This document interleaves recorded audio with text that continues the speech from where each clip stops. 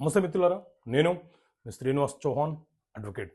మిత్రులారా, ఏదైనా ఒక పార్టీషన్ దావా ఫైల్ చేసినప్పుడు న్యాయస్థానం ఇచ్చే ప్రిలిమినరీ డిక్రీలో మనము చేర్చినటువంటి షెడ్యూల్ ప్రాపర్టీ బై మిస్టేక్ వల్ల ఆ డిక్రీ కాపీలో రాకపోతే అది చేర్చమని అడిగే అవకాశం ఉంటుందా? సో మిత్రులారా, సాధారణంగా పార్టీషన్ దావా అంటే వారసత్వంగా వచ్చినటువంటి ఆస్తిని వారసులు ఎంతమంది ఉన్నారో వాళ్ళు బాగా పంపిణీ చేయమని, వారిలో ఏ ఒక్కరు న్యాయస్థానంలో కేసు ఫైల్ చేసినా న్యాయస్థానము విచారణ జరిపి ఆ ప్రాపర్టీని వాటాలుగా విభజన చేస్తుంది. అయితే ఎవరైతే కేసు వేశారో ఆ వ్యక్తి ఎన్ని ఆస్తులను వాటాలుగా పంచాలని కోరుతున్నాడో ఆ ఆస్తులన్నీ కూడా తన దావాలో పేర్కొని ఉండాలి.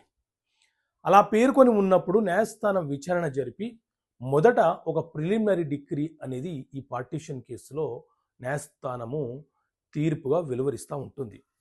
సో ఈ ప్రిలిమినరీ డిక్రీలో ఏదైనా ఒక షెడ్యూల్ ఆఫ్ ద ప్రాపర్టీ, అంటే మనము ఒక 4 ప్రాపర్టీస్ మా తాతగారి నుంచి వచ్చాయి అని పేర్కొన్న క్రమంలో ఏదైనా ఒక షెడ్యూల్ ఆఫ్ ద ప్రాపర్టీ ఆ ప్రిలిమినరీ డిక్రీలో బై మిస్టేక్గా పొందపరిచి ఉండకపోతే ఆ డిక్రీని సవరణ చేయమని, అది క్లరికల్ మిస్టేక్ వల్ల జరిగినదని న్యాయస్థానాన్ని వేడుకునే అవకాశం మనకు ఉంటుంది.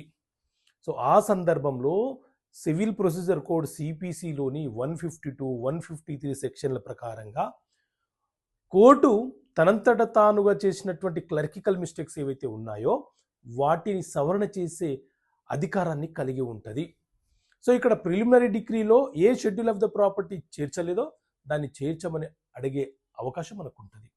సో ఇలాంటి చట్టపరమైన అంశాలు మీకు అర్థమయ్యే భాషలో చట్టపరమైన సమస్యలకు పరిష్కారాలు అనే పుస్తకంలో వివరించడం జరిగింది.